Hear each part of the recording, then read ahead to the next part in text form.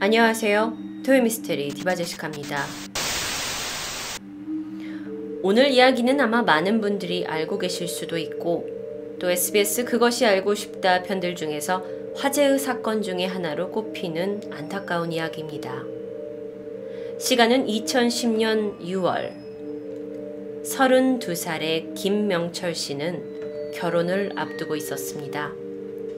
그는 기업 연수회 이벤트 진행자로 일하면서 취미로 아마추어 농구 선수 생활을 하면서 살고 있던 아주 건실한 청년이었어요. 사건 당일 김명철 씨는요, 약혼자의 지인이었던 사채업자 이관규 씨를 만나러 간다고 했는데요. 왜냐면 이관규 씨가 김 씨에게 일감을 알선해 주겠다면서 최 실장이란 사람을 만나보라 라고 소개시켜 주기로 한 자리였기 때문이었죠. 이관규는 자신이 제주도로 연수회를 가는 음악인 협회가 있는데 이 연수회의 이벤트 진행을 김 씨가 해주면 당신이 거금을 받을 수 있다라고 이야기했다고 합니다. 김명철 씨는요, 들뜬 마음으로 오후 5시 30분쯤 집을 나서게 됩니다. 그런데 그날 술 접대를 할 수도 있다라는 생각에 한도가 높은 이 약혼녀의 카드를 대신 빌려가게 되죠. 김 씨의 집에서 그 약속 장소까지는 도보로 약 7분 거리였습니다. 그런데 그로부터 몇 시간 후였는데요. 약혼녀는 김 씨의 이름으로 보낸 문자 한 통을 받습니다. 문자 내용이 충격적이었어요. 너의 과거와 돈 문제로 난 여태 힘들었고 이제 다른 여자가 생겼고 나는 그녀와 잠적할 테니까 연락하지 마! 라는 내용이었는데요. 자, 문자 내용 살짝 보시죠. 불과 몇 시간 전까지만 해도 당시에 월드컵 시즌이었기 때문에 돌아와서 같이 축구 경기를 보자고 했던 김 씨였는데 문자 내용은 황당 그 자체였습니다. 약혼녀는 바로 김 씨에게 수차례 전화를 걸었지만 끝내 연결은 되지 않았죠. 그러다가 김 씨의 폰번호로 전화가 걸려옵니다. 그래서 약혼녀가 황급히 받았죠. 그랬더니 어떤 여성의 목소리가 들리는 거죠. 그녀가 이렇게 얘기합니다. 우리 명철 씨가 당신 때문에 힘들어했어요. 그러니까 더 이상 찾지 마세요. 라는 말을 전합니다. 뭔가 이상했어요. 그런데 같은 시각 김명철 씨의 어머니도 아들에게서 문자 한 통을 받습니다. 어머니, 제가 돈을 많이 빌려서 당분간 잠적해야겠어요. 죄송해요. 라는 내용이었는데요. 실제로 문자 내용 보시죠. 바로 이런 내용이었는데요. 갑자기 어머니에게 보내온 이 문자. 평소의 아들과는 좀 달랐습니다. 그런데 문제는 이 문자를 마지막으로 김 씨의 흔적은 감쪽같이 사라집니다. 가족들에 따르면 그가 평소 사생활이 복잡한 사람은 아니었어요. 돈이나 여자 문제에 쉽게 꼬일 사람도 아니었고요. 아주 건실하고 성실한 사람이었다고 해요. 가족들은요, 그가 실종되고 나서 이틀 후인 6월 14일 실종 신고를 접수합니다. 하지만 경찰의 입장에서는 그가 이렇게 문자를 자기 번호로 보냈고 그가 가출이라고 판단을 할 수밖에 없었어요. 그래서 처음엔 적극적인 수사에 나서지 않습니다. 그런데 가족들이 이건 뭔가 이상하다라고 생각을 했고 아고라 같은 곳에 의혹을 막 제기하게 되면서 경찰이 이 사건은 범죄 관련성이 높을 수 있다라고 판단하에 수사에 들어갑니다. 여러분도 생각하셨겠지만 김명철 씨의 실종에 가장 먼저 추궁받아야 할 사람은 바로 김 씨가 만나러 간다던 이관규 씨였습니다. 이 씨는 그날 김명철의 차에서 최 실장하고 같이 셋이서 만나서 사업 얘기를 나눴고 이후에 김 씨가 최 실장으로부터 이 일을 한다라는 조건하에 계약금 3천만 원을 받았다고 말합니다. 그런데 여기서 그치지 않고 김명철 씨가 이 씨한테 돈을 빌려달라고 했다라고 말을 해요. 그러면서 그가 타고 간 차를 담보로 그가 2,500만 원을 빌려줬다고 말합니다. 그렇게 3,000만 원, 2,500만 원, 5,500만 원을 들고 김 씨는 평소에 쓰던 폰이 아닌 다른 핸드폰으로 전화를 받고 다른 사람을 만난다고 하면서 차를 두고 떠났다고 이 씨가 말을 하게 되는 거죠. 그러면서 이 씨는 물론 내가 나를 의심하겠지만 사실 나도 2,500만 원 빌려줬고 그 사람 김명철 씨 지금 실종돼가지고 나도 피해자입니다 라고 주장을 하는데요. 만약 이 씨의 말이 사실이라면 김 씨는 왜 갑자기 돈을 이렇게 빌린 걸까요? 가족들에 따르면 김명철 씨가 그런 거금을 빌릴 이유가 전혀 없다고 해요. 학자금 대출이 조금 남아있긴 하지만 그 외에 급히 갚아야 될 빚이 있는 것도 아니었고요. 게다가 더 이상한 점이 있습니다. 김명철이 담보로 잡히고 돈을 빌렸던 그 차 기억나시죠? 그 자동차는 사실 중고차로 1,000만 원 정도 주고 산 차였어요. 그런데 어떻게 1,000만 원짜리 차를 담보로 이 씨가 2,500만 원이라는 훨씬 더 많은 금액을 빌려줬다라는 건 좀 상식적으로 이해가 되지 않았죠. 그래서 가족들은 이 씨가 지금 거짓말을 하고 있는 거다라고 하면서 반박을 합니다. 그런데 이상한 점이 한둘이 아니었어요. 이 김 씨가 약혼녀와 어머니에게 보냈던 이 문자 내용을 자세히 보니까 특징이 있습니다. 띄어쓰기가 되어 있지 않다라는 거예요. 그래서 이를 이상하게 여겼던 약혼녀가 그 약혼녀하고 이 씨는 기존에 알던 사이예요. 그래서 두 사람 사이에는 싸이월드에 글을 남겼던 적이 있다고 해요. 그래서 그 글들을 이 씨가 남긴 예전 글들을 확인해 보니까 띄어쓰기가 되어 있지 않았던 겁니다. 게다가 문자의 어투나 문법까지 그 말투가 일치했어요. 즉 김 씨가 보낸 것으로 추정이 되는 이 문자는 어쩌면 이 씨가 사칭해서 보낸 거일 수도 있다라는 거죠. 자, 이후에는요. 경찰이 이 씨가 함께 만났다고 하는 최 실장을 추궁했습니다. 그리고 아주 충격적인 사실을 알아내요. 실종 당일 김 씨를 만나서 최 실장과 이 씨가 술을 마셨다고 합니다. 그런데 이 씨가 시켜서 수면제를 이용해서 김 씨를 잠들게 했다는 거죠. 그리고 김 씨가 의식을 잃게 되니까 어떤 사무실로 김 씨를 옮겼다고 진술합니다. 그리고 실제로 이 씨와 최 실장이 김명철 씨를 업고 이 사무실에 들어간 것을 본 목격자도 있었어요.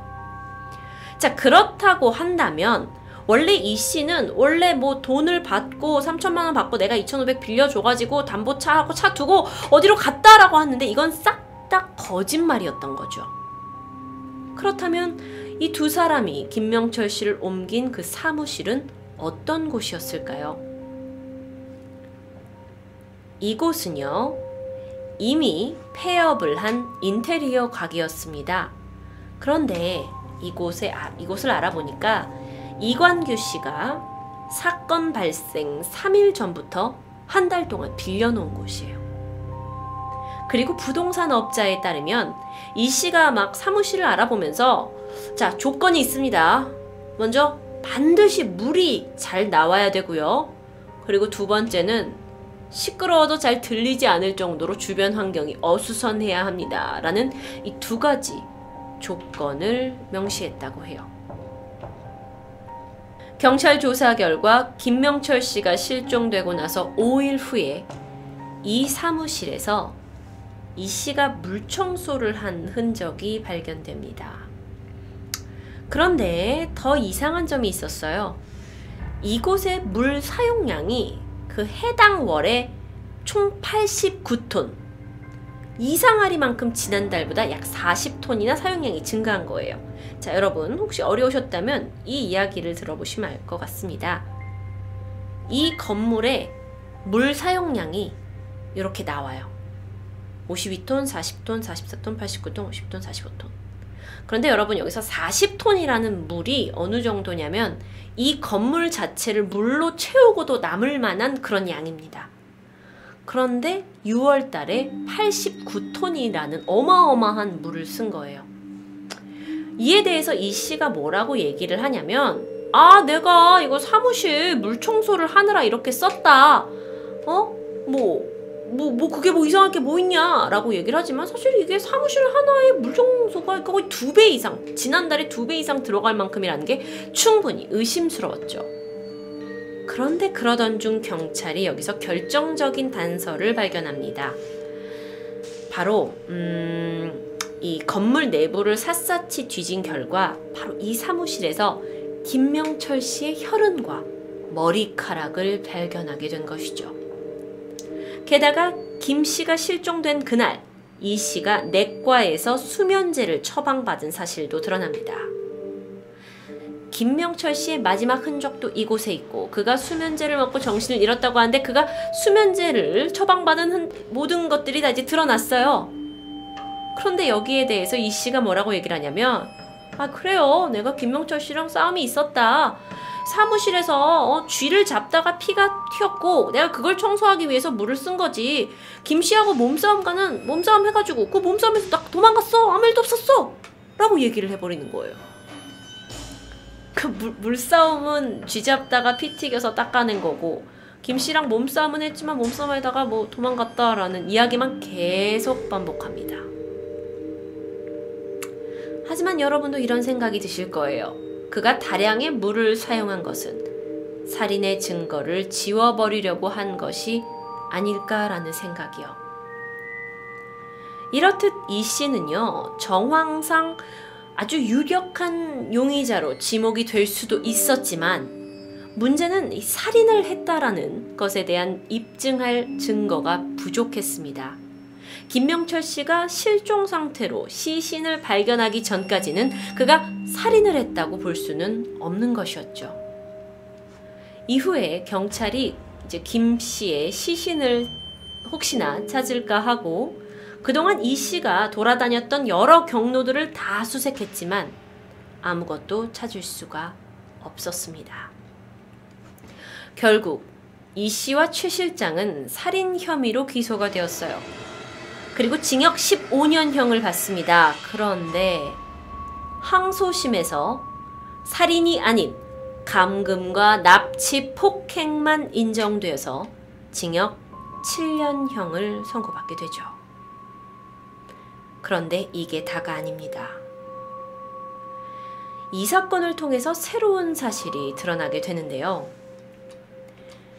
2009년 20대 후반 박 씨라는 사람이 알몸으로 쓰러져서 화장실에서 사망한 채 발견된 사건이 있었습니다. 그러니까 지금 등장한 박 씨라는 사람은 완전히 새로운 사람이에요. 과거 2009년에 있었던 일이고요. 그런데 구급대원이 도착을 했을 때 현장에는 조상필이라는 사람이 있었습니다. 그런데 그 조상필이라는 사람이 바로 누구였냐? 바로 앞서 말씀드린 사건의 이관규 씨였어요. 조상필과 이관규가 동일 인물이었던 거죠. 근데 그가 이 사망 현장에 대해서 뭐라고 얘기를 하냐면, 이 죽은 박 씨가 평소에 잠을 잘 못 자가지고 힘들어했고 그날 수면제를 먹고 술까지 먹다 보니까 이렇게 됐다라고 설명을 하는데, 실제로 그의 사망 원인은 일산화탄소 중독이었습니다. 그러니까 즉 박 씨의 사망 장소에 켜져 있었던 보일러가 원인이었다는 것이죠. 그런데요, 이에 대해서 박 씨 주변 사람들이 의심을 하기 시작했어요. 왜냐면 죽은 박 씨는 평소에 샤워를 자주 하지 않는데요. 그리고 술 한 방울만 마시면 얼굴이 굉장히 빨개지는 사람이라 술을 입에 잘 대지 않는다는 거예요. 그런데 그러던 중에 박 씨가 일하고 있던 가게의 사장이 직원들 앞으로 들어준 보험금을 찾다가 아주 놀라운 사실을 발견합니다. 죽은 박 씨 명의로 거액의 보험이 가입되어 있던 것이죠. 그런데 박 씨라는 사람은요, 이 가게에서 야식 배달부로 일을 했어요. 그래서 월 100만 원의 월급으로 살아가고 있었습니다. 그래서 그가 원래 내고 있던 월 12만 원짜리 보험이 있었는데, 이 12만 원짜리 보험은 제대로 내지 못해가지고 미납이 되어 있었는데, 말도 안 되게 월 157만 원짜리 보험이 그러니까 총 3개가 가입이 되어 있었고, 사망을 하게 됐을 시 17억 원을 받는 보험이 그의 명의로 되어 있었다라는 거예요. 이상하죠. 그런데 박 씨가 죽고 나서 3일이 지나고 보험사로 내가 박 씨입니다. 주민등록번호 다 알고 있어요 하면서 어떤 사람이 전화를 걸어요. 그러면서 재해로 사망하면 보험금을 얼마나 받게 되죠? 근데 그 보험은 어떻게 해야 더 많이 받을 수 있죠? 하는 굉장히 의심스러운 문의를 한 게 포착이 됩니다. 그리고 그 목소리의 주인공이 바로 조상필, 즉 이관규였던 거예요. 그리고 나서 7일이 지납니다. 누군가 박 씨의 보험금 청구서를 접수합니다. 나 보험금 주세요 하는 거였겠죠. 그래서 이 보험 3건에 대한 17억 원의 수령인이 누구냐? 왜냐면 여러분 보험에서는요, 가입하고 나서 늘 바꿀 수 있는데 만약에 내가 죽고 나면 이 돈을 우리 부모한테 줄 건지 내 자식한테 줄 건지 누구한테 줄 건지 정할 수 있어요. 그래서 그 수령인이 누구냐 하고 봤더니 조상필의 쌍둥이 형 조재필이었습니다.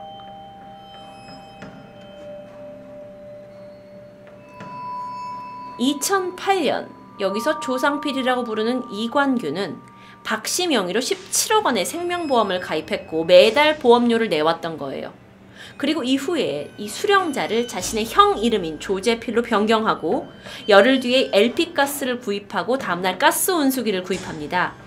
박 씨가 죽었던 사건 현장에서는 화장실이었는데 환기구가 닫혀 있었고요. 바람이 들어올 수 있는 창구가 합판으로 덧해 있었고 실리콘으로 다 막아놨어요.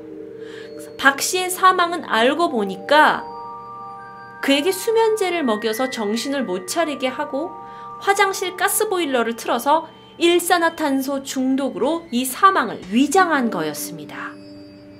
그런데 이 조상필 형제 일당은 박 씨가 죽고 나서 가까운 사람이었다라는 이유로 49제도 지내고 유골을 뿌리는 마지막 순간에도 함께 했다고 합니다. 의심을 사지 않기 위해서 완전 범죄를 작전했던 거죠.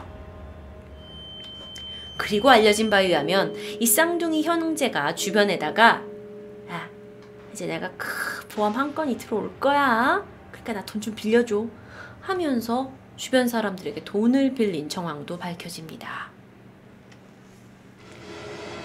다행히 박 씨의 보험금 17억 원은 보험사의 의심으로 지급이 거부당합니다.